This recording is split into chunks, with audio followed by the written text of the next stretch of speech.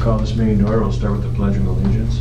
I pledge allegiance to the flag of the United States of America and to the republic for which it stands, one nation, under God, indivisible, with liberty and justice for all. Okay. Everyone has gotten a chance to check out the minutes of the last board meeting, June 9th. Anybody have any corrections that we need to make? If not, I'll entertain a motion.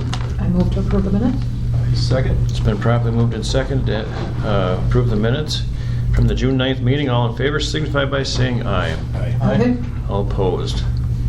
Motion passes. The next item of business are monthly transactions, approval of general fund vouchers 82,446 through 82,547 and wire transfers 2025-0455 through 2025-0526. I move to, go ahead. No, go ahead. I move to approve the general fund vouchers and wire transfers as read. I'll second. It has been properly moved and seconded to approve the general fund vouchers as read. All in favor signify by saying aye. Aye. All opposed.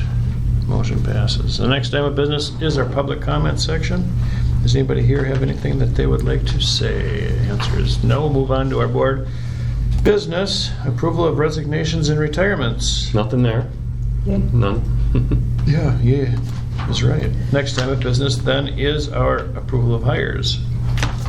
We just have two, and it's a couple of assistant coaches. So we have Ryan Burr and Aaron Johnson, both as assistant football coaches.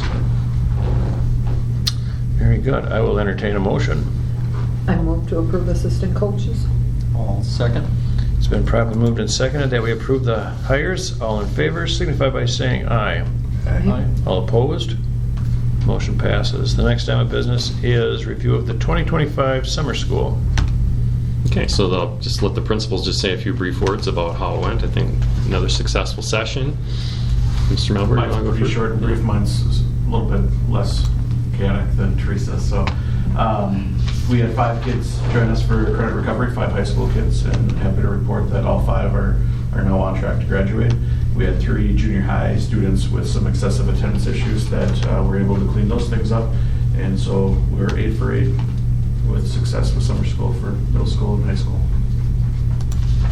All right, and the elementary is really where it buzzes all the month of June. Patty Weiss was our director again. She's done this for a number of years, and we kind of shook on it that she'll keep going with it. So I call that affirmative. She just wanted to, I reached out to her. I said, is there anything you want the board to know? And she just said, since the compensation model and that bonus pay, she has had 0 issue getting it fully staffed. So that has been just wonderful. So she just wanted to let you know, as I do too, just that thankfulness for that compensation. And of course, bus drivers, custodians, kitchen staff, office staff, the paras, the teachers, they give an additional 3 weeks of their time to make this a great program. Classes from archery to fishing to pet classes, crafting, Legos, baking, cooking. We had bucket drumming this year, so if you saw on Facebook, some bucket drumming. And then took the whole crew to Action City in Chaos on our last day. Kind of fell on the calendar. It was on a Monday after Clear Lake days, but well attended, and the name Chaos did not reflect the day. It was well oiled and went well, so it was another great summer school in the books. And the participation rates are in the attachment there, and they've been really, really outstanding. They've jumped up the last few years and stayed at that 70% mark or higher, so it's been great. I think the week-by-week format has also been awesome for flexibility for staff, and I think kids have liked that too. So, All right. Thank you. The next item of business then, moving on, is the approval of the 25-26 academic standards. okay, and this is an annual requirement. We just need to have a board agenda item to acknowledge that we use the Wisconsin State Academic Standards. I have the link in the documents that takes you to the DPI webpage for the Wisconsin Academic Standards for all the content areas. All right. Next item of business then is the approval of the 25-26 food service prices. We do have to approve it, yep. Oh, I'm sorry. I'll entertain a motion. Thanks, Matt. I move to approve. I'll second. It's been properly moved and seconded to approve the 25-26 academic standards. All in favor signify by saying aye. Aye. All opposed, motion passes. Now we'll move on to the 25-26 food service prices, student fees, and athletic event prices. Okay, again, we usually do this in July. Sometimes it drifts into August. So the first attachment there is the price list for all those things for 25-26 proposed. And then there's another kind of the same information and kind of a different looking version. And then there's last year's for comparison. But just in overview, we are again recommending a modest increase in meal prices. Food prices have increased dramatically. We've seen it at the grocery store, and it's just no different in the school cafeteria. So, and then we talked about this a while ago, 2 years ago. The reimbursement rates from the federal government dropped off dramatically from the pandemic era. So, talking to other superintendents, kind of going through similar things where we had kind of these big surpluses during that time, and it's a little different story now. So, but anyway, we looked at. Our neighbors are on CISO 11, and we looked at our history, so put a lot of thought into the increases and looked at our costs that we have too. So, but breakfast is a little bit bigger increase because we're kind of low on our breakfast prices. So, we don't. Yeah, it's not as many kids participate. Still have a decent amount, but so a 25% increase at each of the levels, elementary, middle, and high school. And adults, a pretty hefty increase too. We have very few adults who eat breakfast at school, but we're looking at what you get, and we're like, the increase is to $3. That's still a pretty darn good deal. You wouldn't be able to get that food anywhere else for that price. Lunches, a little bit more modest increase, 15 cents at each level. Some years we've done a 10 cent. Again, it's a little bit more than that, but we also, again, we're very sensitive to looking at our neighbors and our averages and things like that, and just kind of. Tara Petter, our food service director, kind of hearing the buzz of what other directors are talking about. So we wanted to keep it in line or ourselves within that average or close to that average. And then a little bigger increase again for the adults to $4.75. Again, we all talk about you get so much food there.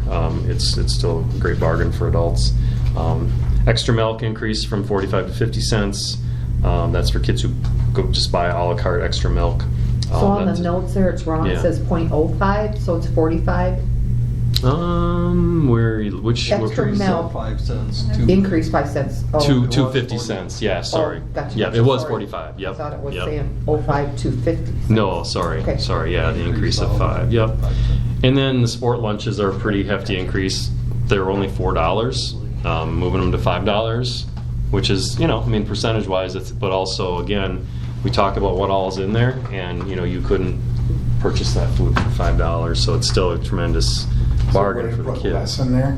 What's that? Is there a way to put less in there? We could talk Are there about it, standards to sport lunches that they have to be a certain?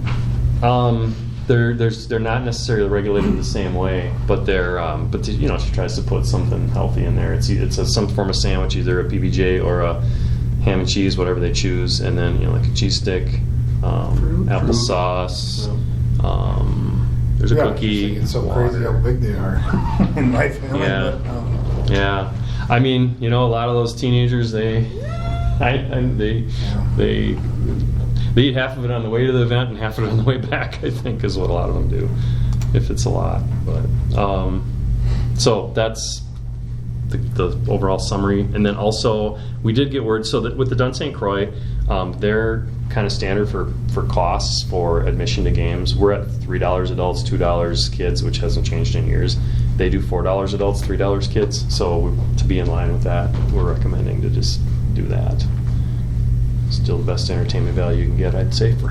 And again, most of our fans get season tickets, for the people who go. So, any questions about the price items? Looks good. I'll entertain a motion. I'll make a motion to approve the 25-26 food service prices, student fees, and athletic event prices. It's been properly moved and seconded to approve the food service prices, student fees, and athletic event prices. All in favor signify by saying aye. All opposed. Motion passes. The next item of business is the 24-25 year-end district budget update. Okay, so this is just an informal, rough conversation here. So what I've done the last couple of years is try to give a little preview of, so the fiscal year ended June 30th, and then we still have some payables and expenses that trickle in here throughout the month of July. Got most of them. There are always, inevitably, there's always one little bill that trickles in, like, oh, yep, we forgot about that one. Nothing significant, but so before we kind of make the final call, we kind of wait as long as we can. So the deadline is the end of July 30th, if we want to make that transfer into Fund 46 from Fund 10. So again, our general revenue, if we have a surplus, we transfer it to Fund 46 and it gets counted as an expense. And that means once it's in 46, you can only use it for facilities. But then it gets counted as an expense, so it helps us with the whole, if you don't use it, you lose it kind of thing with your state aid the following year. So we try to get that as tight as we can. So the last couple of years, I've kind of given a rough estimate here in June, and then come back in August and kind of told you what I ended up doing at the end of July. But so interesting thing, Eve and I were working on this lately, and again today, and so and later part of June, we got a kind of an unexpected revenue that came in of over $300,000 of high-cost transportation aid.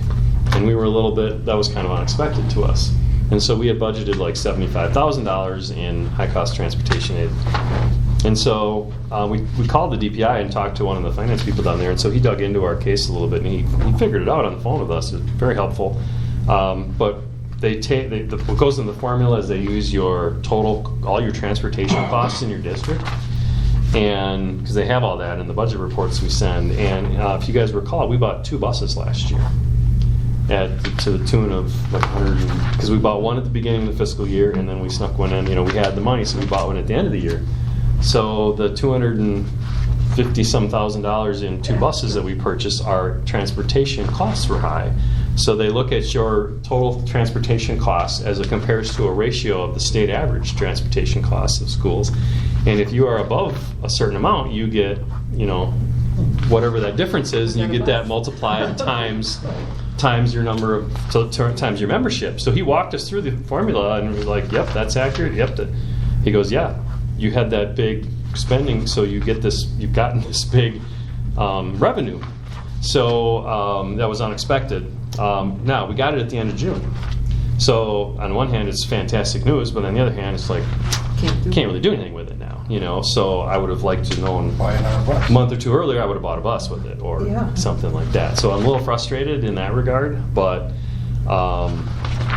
anyway, what it's going to end up being is a bigger transfer into Fund 46, because again, we got it so late, there's really nothing, if I would have known about that revenue windfall, we would have been able to do some things differently. So, but all in all, in general though, we came in on budget. We underspent our budget by just over $100,000. So we did well with our goal is to always we budget a little bit high conservatively, and we hope to beat that, and so we did. So I was initially thinking we'd have a smaller amount of money to transfer, but we're going to have a little bit bigger amount. So we're going to take the next week or 2 to verify all that and so on.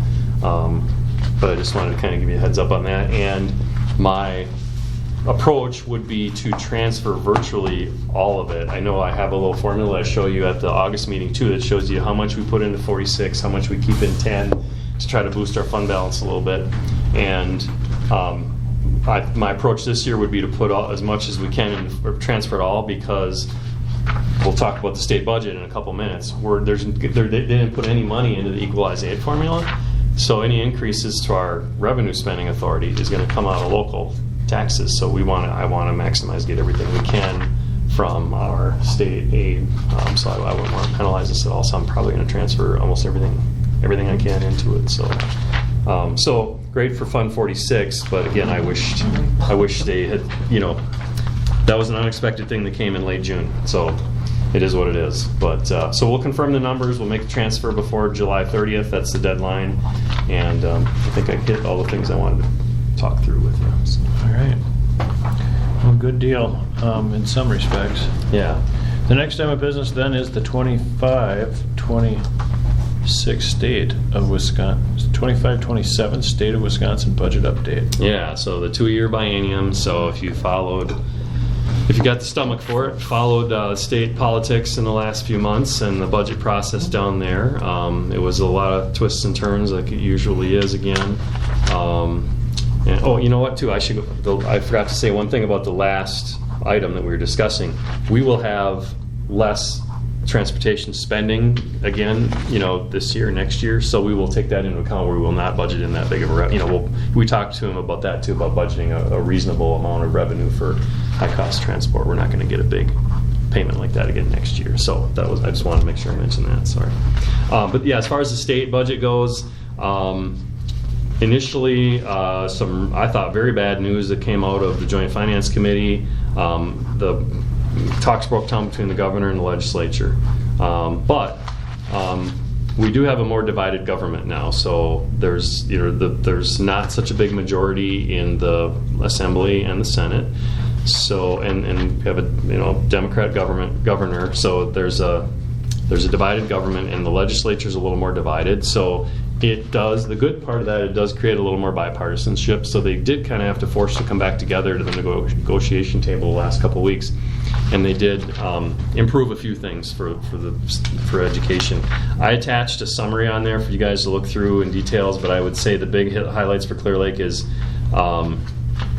we will get an increase in per pupil revenue limit authority, $325 a year, first year and the second year. So that's a modest, we've done worse in past years. It's not great, doesn't keep up with inflation, but it's at least something. That is the partial veto of the governor who's written in for the 400 years or 4,000 years or whatever. So I would note though that $325 increase per pupil is still less than the per pupil increase for private choice and charter schools, which is on the very last page, but you can look at that on your own. So that tells you something. The low revenue ceiling, they didn't change that at all. I was hopeful that they would raise that. They raised it a bunch the last biennium.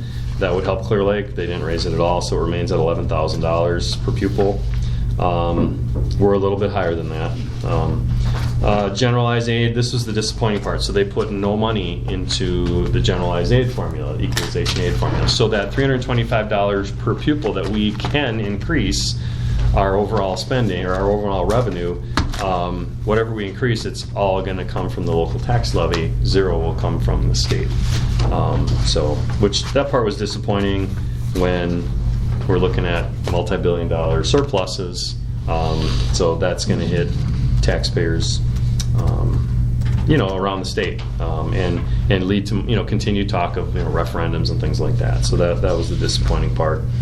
But the good news is special ed aid, they did increase the reimbursement rate. It's been at like 30%, which was woefully bad, like one of the worst in the nation. They did agree to bump it up to 42% reimbursement rate the first year, 45% the second year. So it's progress. The governor's proposal was, and DPI's was, I think, 60%. So it's an improvement. So that's less money that we have to transfer out of Fund 10 to pay for our special ed costs. So that will be additional help. You'll hear talk from politicians about high-cost special ed aid and how we invested more there than we've ever have in life. 90% reimbursement for high-cost special ed. For many districts, it doesn't have any impact. It's no help for Clear Lake. We haven't had high-cost special ed aid for the last number of years. So it's a lot of talk. Sounds good, bullet point, talking point in the pamphlet, but it has no impact on Clear Lake in a lot of districts. So anyway, those were the highlights I just wanted to just touch on so people are aware. But like most budget cycles, some good, some bad. Sounds like we're going back to the good old days. You said we'd be back in poverty soon, Greg. We made that comment at a meeting a couple of years ago when we had all the extra money. Yeah. All right, next item of business then is the approval of the 25-26 Transportation Handbook. Okay, so we've got a little run of handbooks here. Transportation Handbook is the bus rider rules and basically the operations for drivers. There are no changes other than names and dates. Okay. I'll entertain a motion. I move to approve the 25-26 Transportation Handbook. I'll second. Been properly moved and seconded to approve the Transportation Handbook. All in favor signify by saying aye. Aye. All opposed. Motion passes. Next item of business is the 25-26 junior senior high school student handbook. Okay, Mr. Melbourne. If you open the document, or if you have it open, just a couple of changes. They start on page 4. Any changes are highlighted in yellow. So the first thing is the graduation requirements. 3 credits for math has always been the case, but in parentheses afterwards, I added math course required for 9th, 10th, and 11th grade. The reason for this is we're going away from advancing 8th graders in math, and we're going to go towards doubling up sophomores in math and Algebra 2 and geometry. And my fear with that is not the kids that want to advance in math. My fear in that was kids that saw that as an opportunity to take Algebra 1 their freshman year, 2 math classes their sophomore year, and then not have to take one their junior year or their senior year because they have all their math credits. And I don't want our kids going into the ACT the spring of their junior year without one. So I'd like to add that in, that it is required. Even if they get their 3 credits the first 2 years, they still need to take a math course their junior year.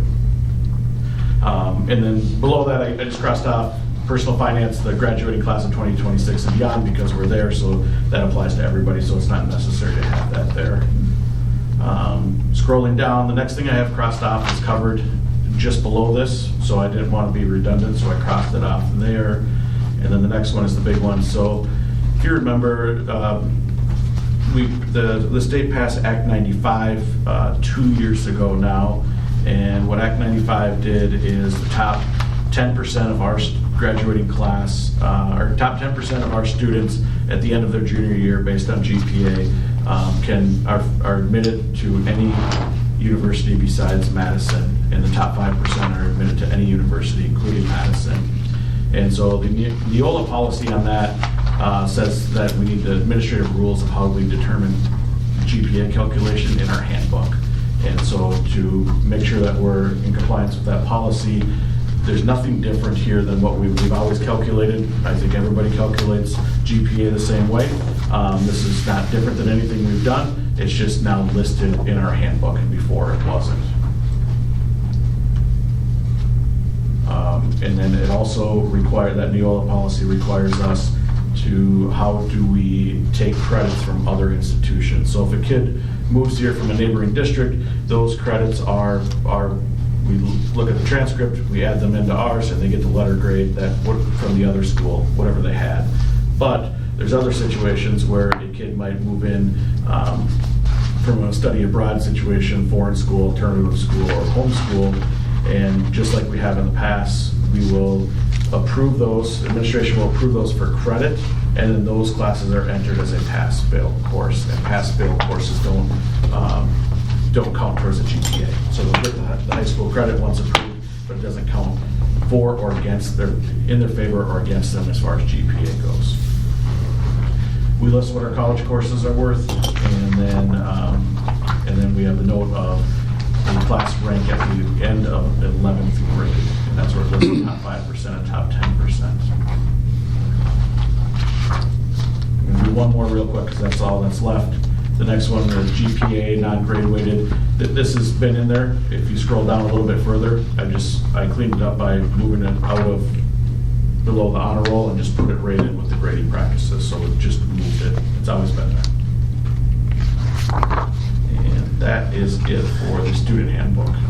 Our kids who are doing the dual credit, are they, when they're doing these college classes, is there anything that weights that grade at all? The only thing that gets grade weighted is an AP class.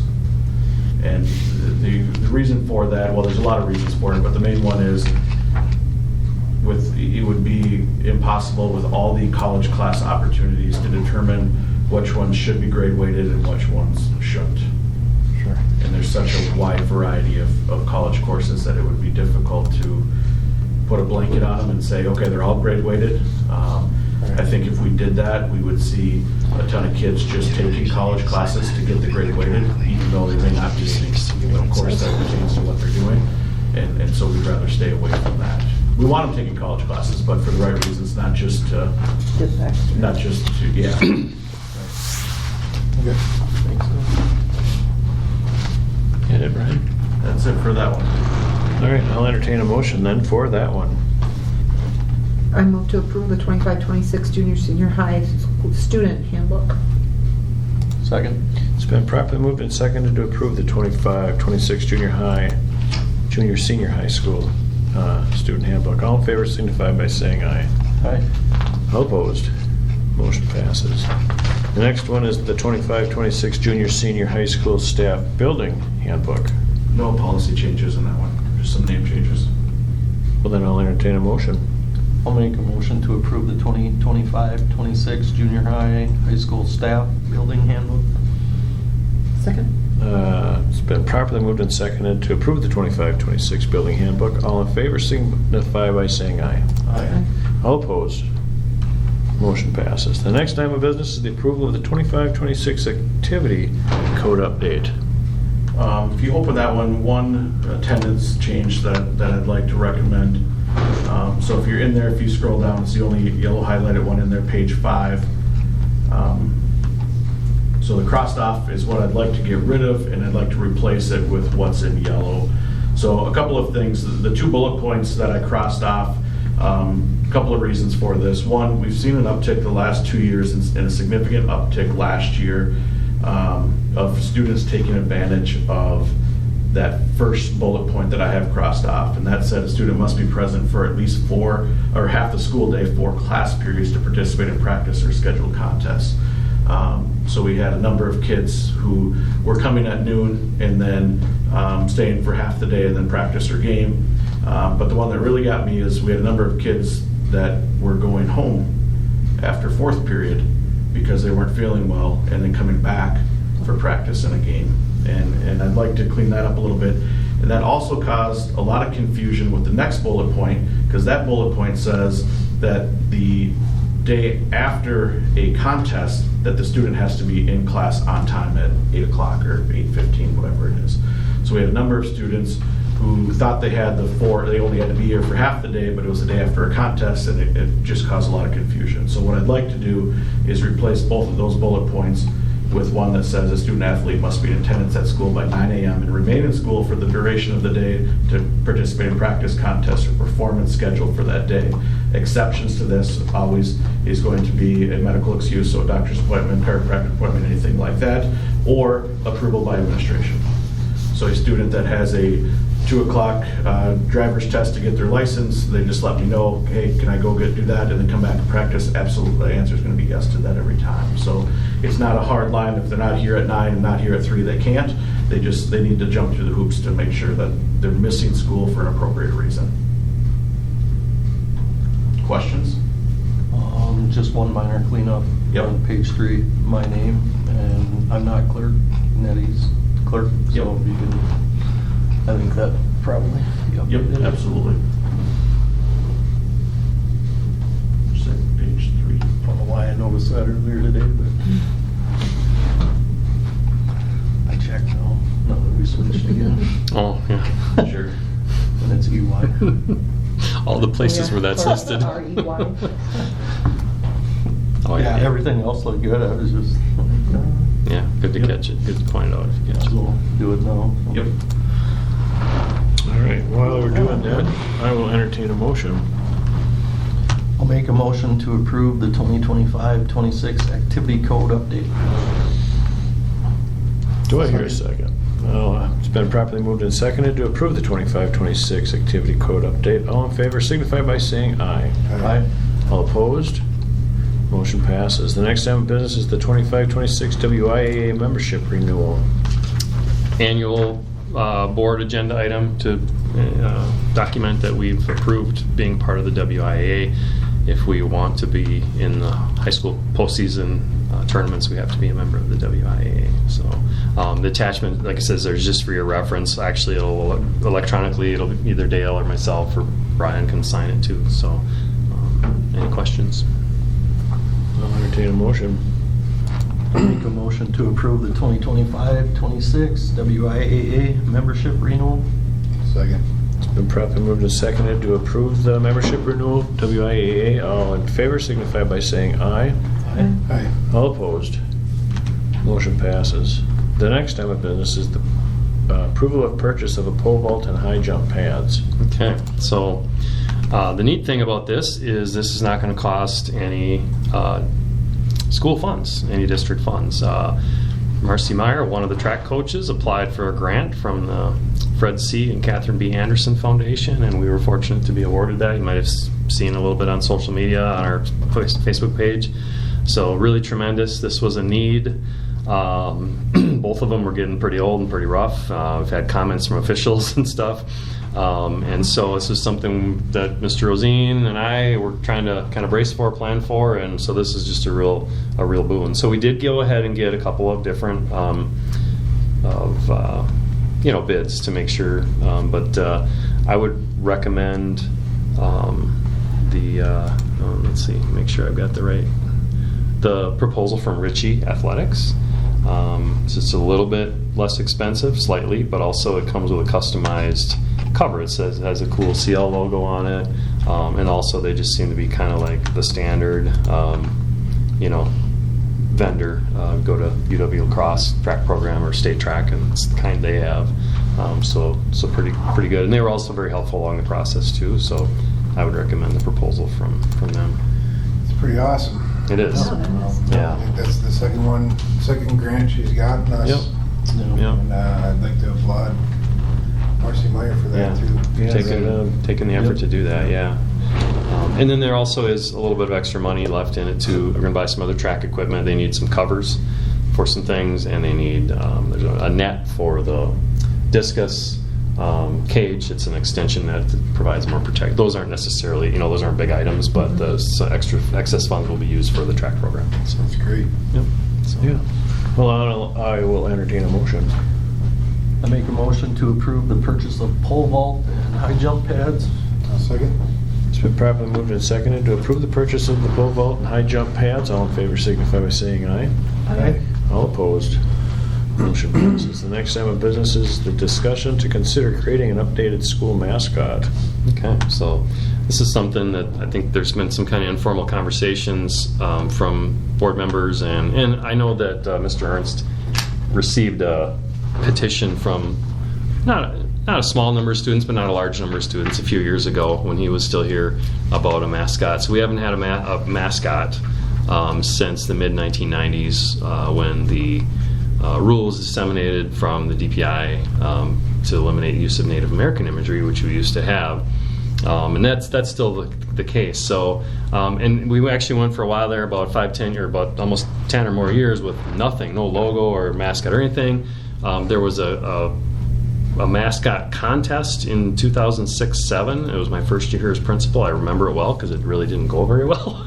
And it was not something that I was really excited about in the get-go, and just I've seen mascot contests go awry in lots of different districts. But anyway, so but the good thing that we came out of that was our current CL logo with the oval around it, which is pretty neat, and I think a lot of people like it, and it's become well known.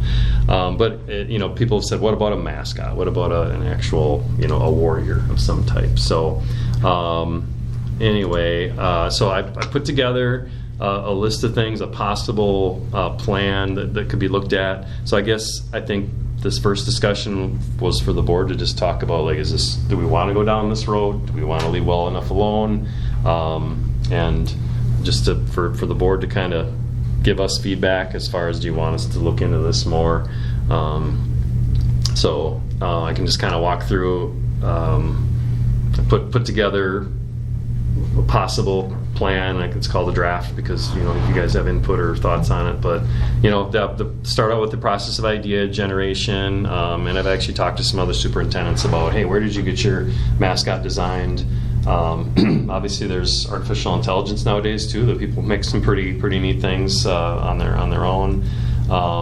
So just start to get some ideas about what could it be, what would be a vendor to work with, maybe, if that's the route we go. That part of it, and then I think if we get to the point where the board says we want to do this, narrow down the selection of designers or choose one designer that seems like a good fit with us, and then just figure out, hey, give them a scope of work, understanding that, hey, whatever finished product, we're going to own it. It's going to belong to Clear Lake School District, not whoever designed it. Keep our school colors, certainly part of it, blue and white, not using Native American images. kind of sticking with that precedent's been set for 30 years. Not having violent images or whatever, and that it's a mascot. It's not changing the logo. The CL logo would stay, but this would be a mascot that would be an extra another little image beyond that. Talk about costs, and then get some designs and take a look at them. So I know that I mentioned this, that we took the approach back 20 years ago of having a vote to make the final decision, and I think that was where a lot of the trouble came from. It was like hard feelings, and you're going to get a divided vote, so then ultimately you're going to end up with a large group of people that feel like they lost, so to speak, when it really shouldn't feel that way. And also, again, sometimes just the wisdom of the group. These are the same. If you have students vote, that's good. It's their school, but also they're here for 4 years. It's also the alumni school. It's the community school. It's not just the students that are there at that time to choose. And let's keep in mind, these are the same people that also vote for some of our. They make some questionable decisions when they vote for class officers and stuff out of like a joke or a prank or whatever. And so there's always a tendency that it could be not always the best outcome.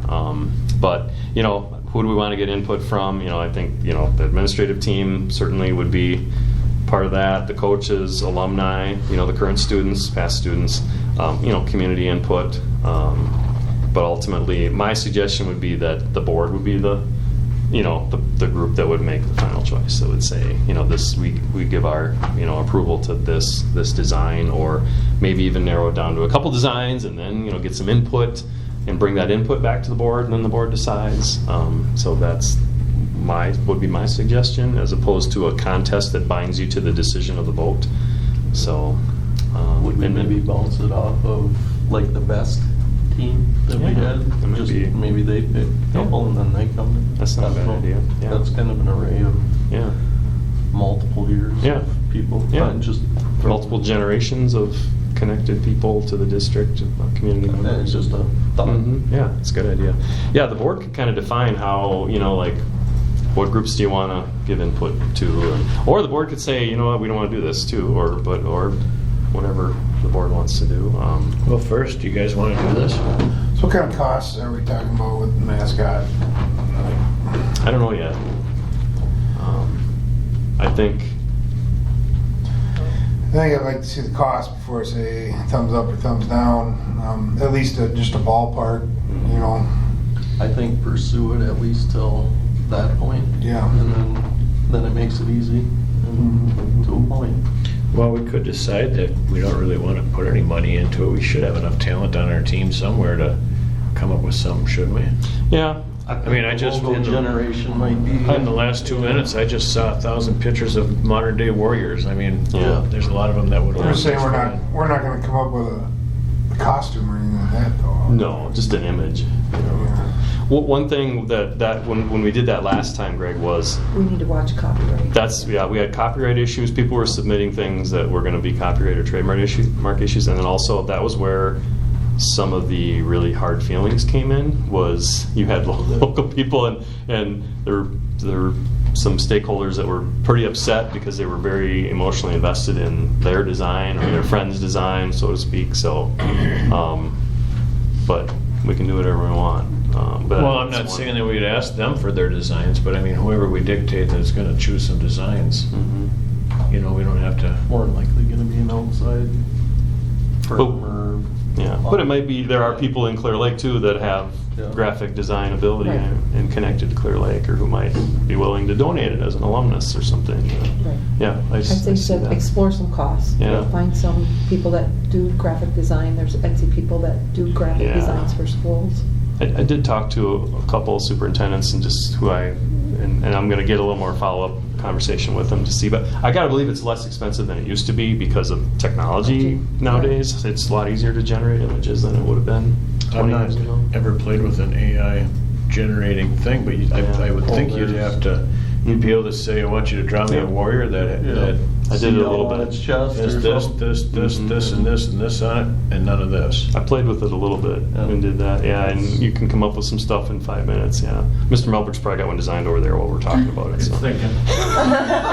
Yeah, no. I think I think it's worth looking Yeah, at a little let's do bit. it. Let's do some What I cost would- projections or, you know, what I'd love to see though is somehow in the artwork having things that mean things to Clear Lake too, and just or the history of Clear Lake, you know. Well, maybe what we do is make a list of the things that we think the mascot should encompass, and then once we get to the a point. cannon tattoo on. No. For business. Yeah.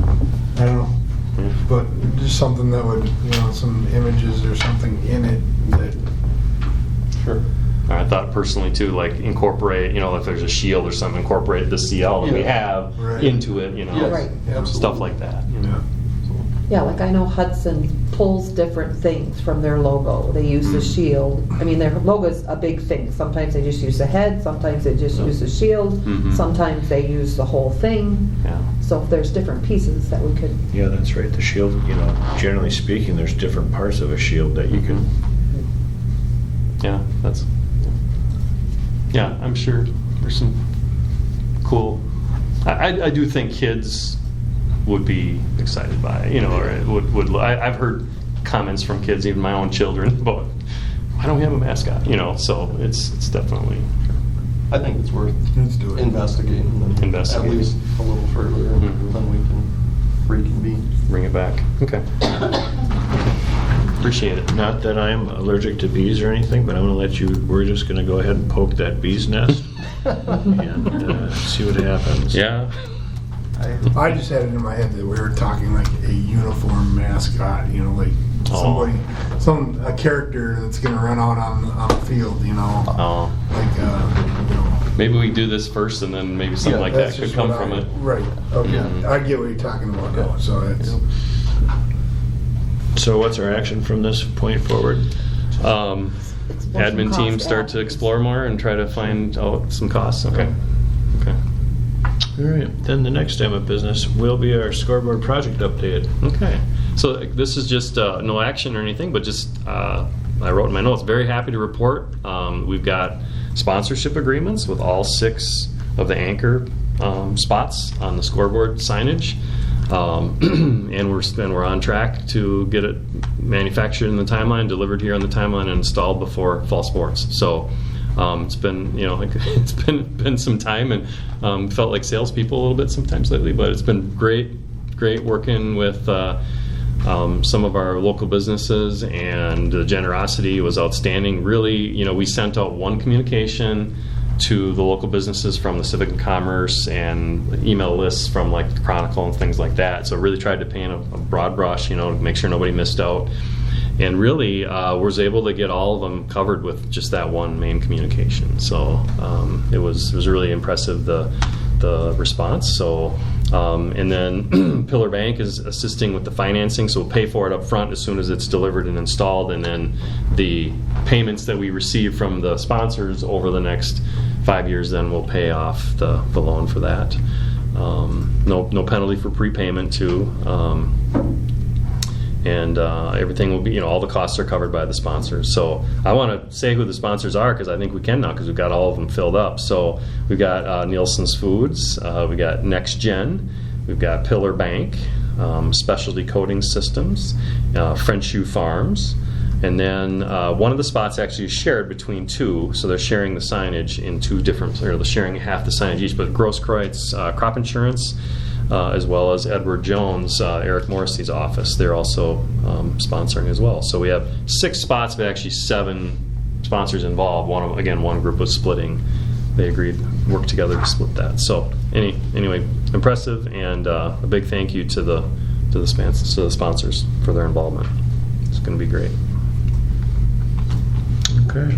Next item of business then is preview of the 24-25 seclusions and restraints. Again, this is an annual requirement.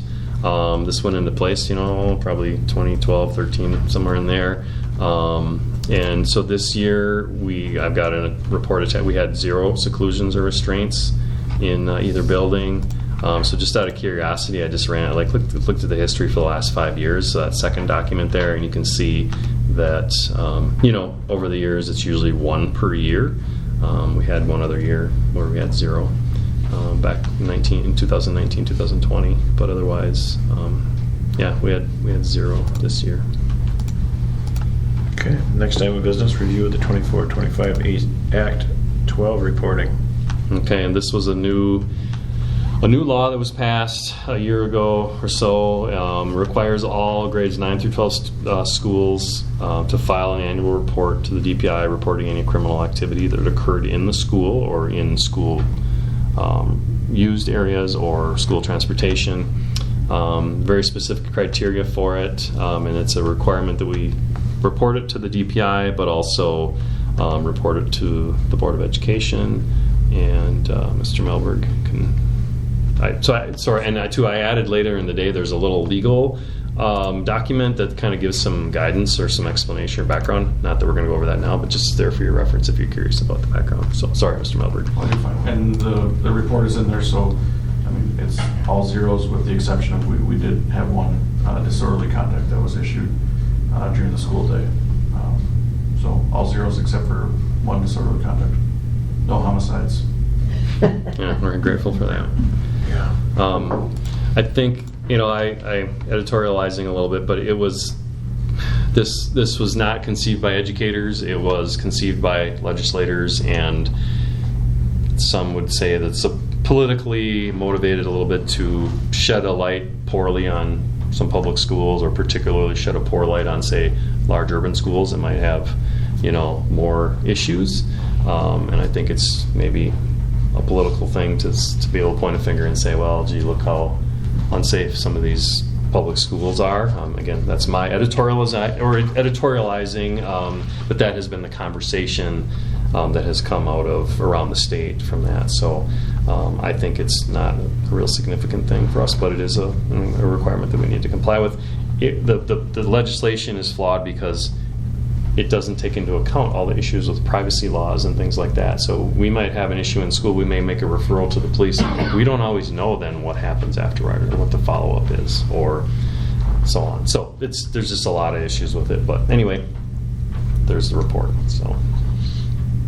Okay, next item of business is the reminder of the district annual meeting date, August 25th at 7 p.m. Yeah, so that's Monday night, 7 o'clock again. You guys had said that was a good time for people to get there. I think we'll do it in the library again. I think that's been a good fit the last several years. So okay. Next item of business then are board policy updates and approval. We've got a number of first readings. So there's Chris, I'll hand that over to you. Yeah, there's a round of 20 of them that came out, so I split it in half. So there's 10 here, and we'll have 10 more, I think, at the next meeting. So I can just kind of give a summary of what each one's all about. As you know, if you click through the documents, you'll see the green are the changes. Many of them were kind of done by Neola, like just to reflect changing law or case law. District organization just clarifies some previous optional language, moving some language about consultants out of it, and some of it was optional language that maybe we didn't have. So anyway, so the first one there is just about district organization. Clarifying about, if you reconfigure the grouping of grades in the schools, if we want to move 6th grade to the high school, of course, that would require board approval, just things like that. So I don't know if there's any questions about that. If I hear none, I'll keep moving.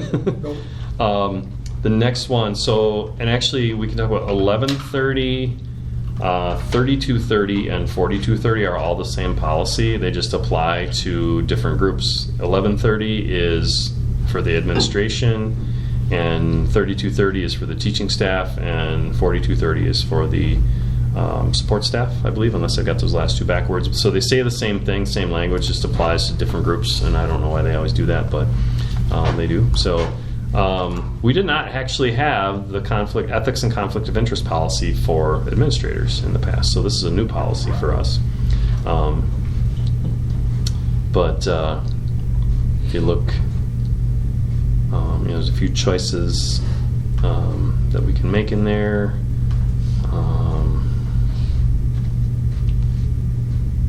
Down to the bottom of the letter H there. Administrative employees, officers, and agents found to be in violation of this conflict of interest policy will be subject to, we just put discipline as determined by the school board. Seems to be the most open and, allows the most flexibility for the board to determine. That was really the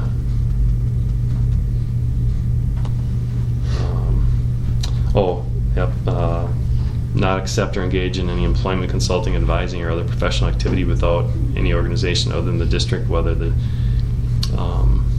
without first providing notice to the board if it's me, or notice to me if it's one of the principals. So, but that's still, that's things that doing on their own time. Employees will react to this.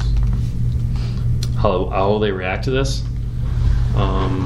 To this one, or to the ones that apply to them? To the conflict of interest, yeah. The ones that for the teachers and supports that are already in place. They've already been in place. Okay. Just not the administration. Just not the administration. Yeah. Had no Okay. which is interesting. I don't know why, but so the and we can double check as long as we're on this one, 3230. Check the. I'm sorry if you said that already and I missed it. Nope, it's fine. It's worded a little bit differently. This refers to, this is professional employees may not directly supervise a relative employed by the district or employed in a position contracted for by the district. So we talked about this. I asked our consultant and said, okay, so we have potential, and he said it has to be their direct supervisor. So, like for example, we talked about when you hired me, my wife works here. So we talked about kind of the borders put up in place to avoid that situation of a direct supervision. But it could also apply, in other areas too. So, and the 4230, I think, is the same. That's the identical language there for the support staff.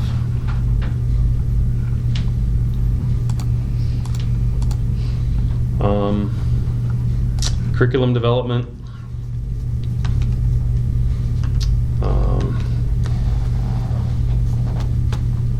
Remove some language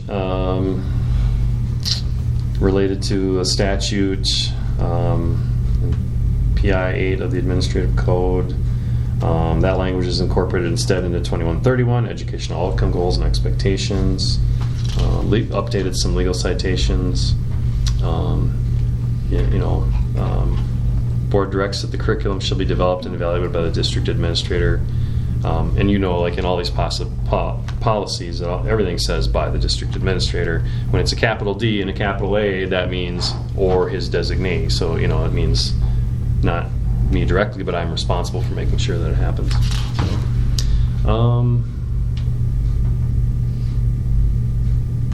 And I think the other changes reflect what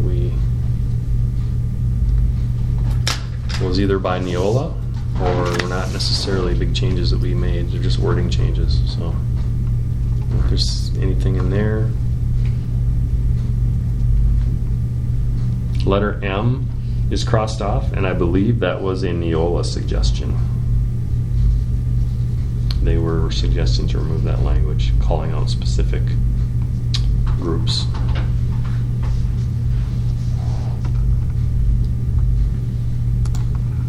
Any questions on that one? 2271, Start College Now. Updated to reflect that in addition to any tuition costs, the law requires that the district pay the cost of course fees and textbooks to the same extent that a student who is attending the technical college and who is a resident of the state would be charged. So that's what that language change is in there.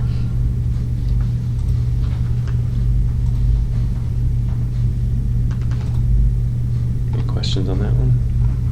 These are pretty straightforward. 2416, student privacy and parental access to information.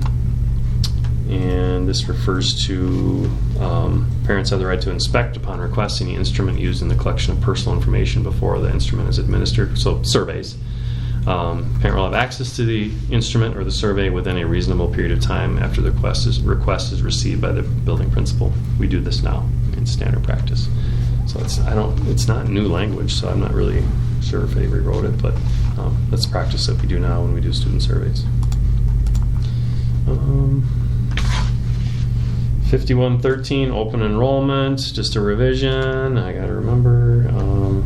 Incorporate verbiage regarding requirements to review a special education student's IEP to determine space and serviceability. So this is a requirement that, so for example, every January we set limits sometimes if we have space in our programs, and we have set limits on special ed space in our elementary program the last few years because of our needs there.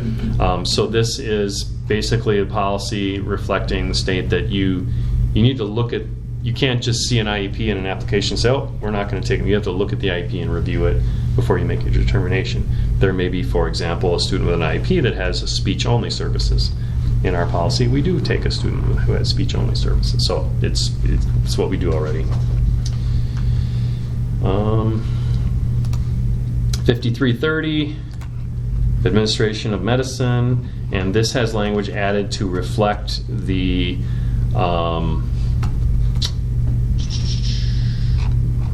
let's see. Okay, the direction that you take emergency medical information with, like so coaches or on a field trip, staff takes with them emergency medical information. We do that already. We've been doing that for a long time. I have access to that. Music trips, athletic trips, field trips, so on. More so if you scroll down to the second or toward the bottom, more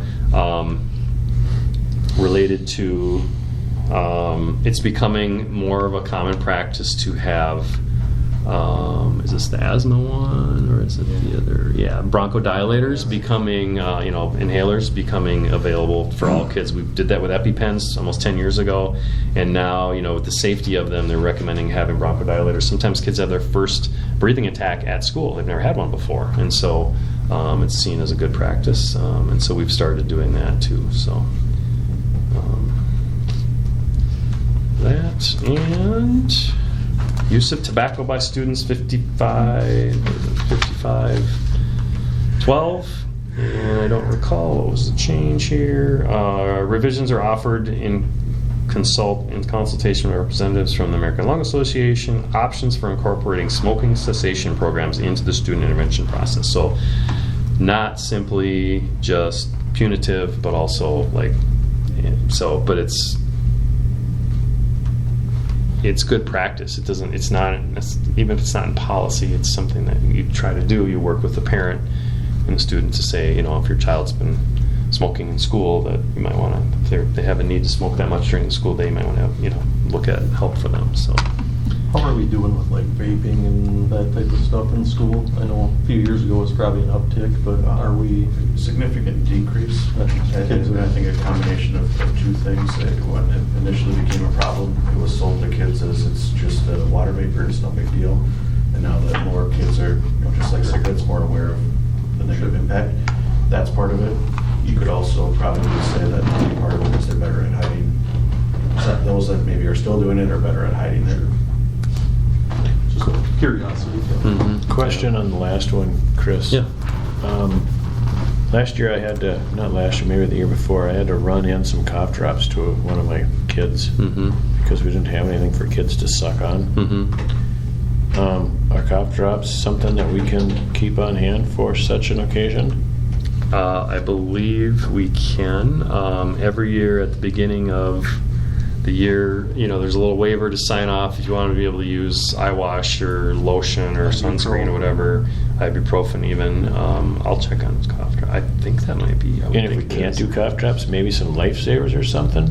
Yeah. Are you asking, can you put them in the That's Same kind of school. your- I'm saying, can they have a bowl Can up we just there? have Yeah. some at school for kids to use and then It have just parents? doesn't make sense to quit what you're doing to I bring thought cough drops in. cough drops was included in that medical Yeah. one where stuff it- that the nurses or aides can give them up I thought so too. And also cough drops, I think, and don't quote me, but being what they are, non-prescription kind of, you know, kids are actually, they could have their own cough drop. You know, if a parent sent some cough drops, I believe, don't quote me, I'm 90% sure though that that's acceptable too. But I see what you're saying, just having a stock on hand. When kids start Yeah. coughing during the day. Exactly. They have that. So we can double check for sure. But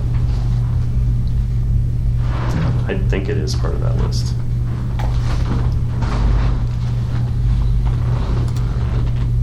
Okay.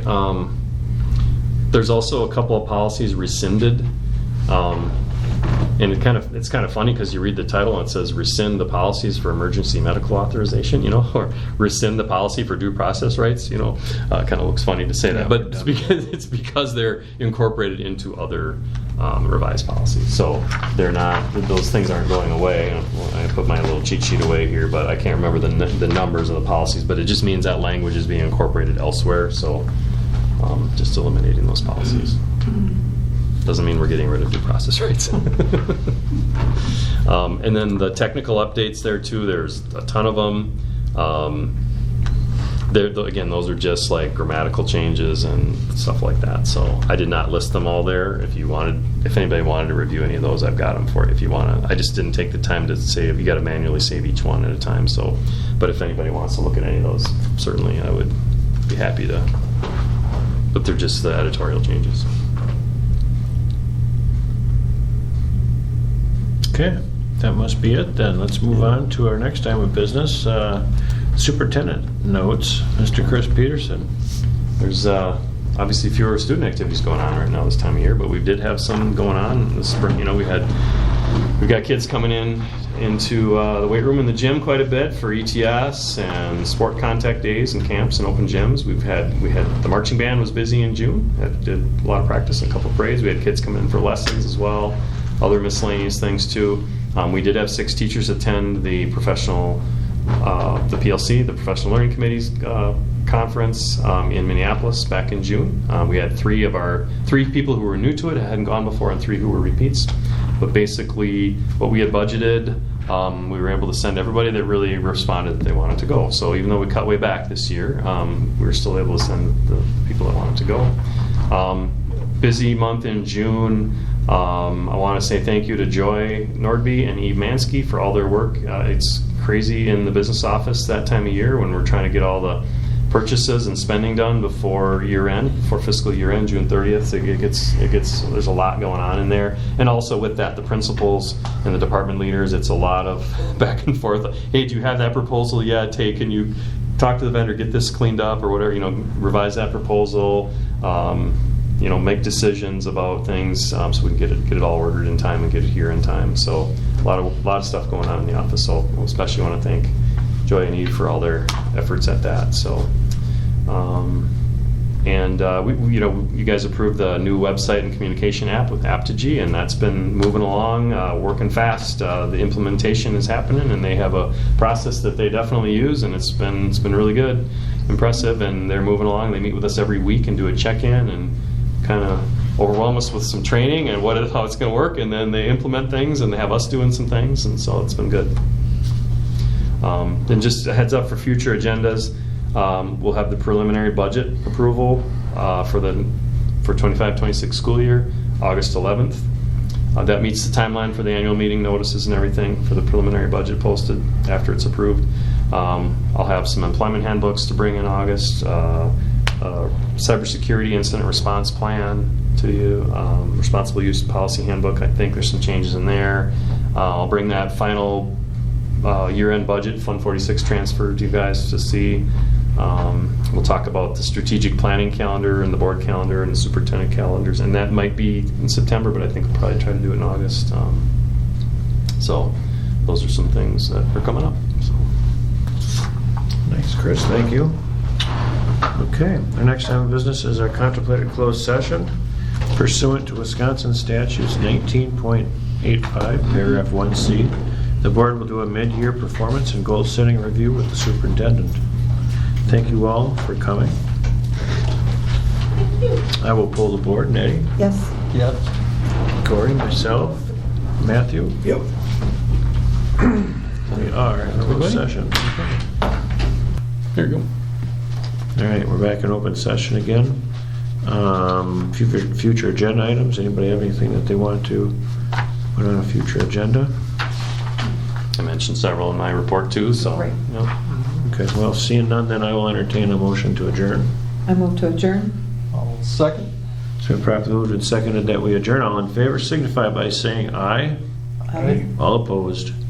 Motion passes. We are adjourned. Thank you, everyone.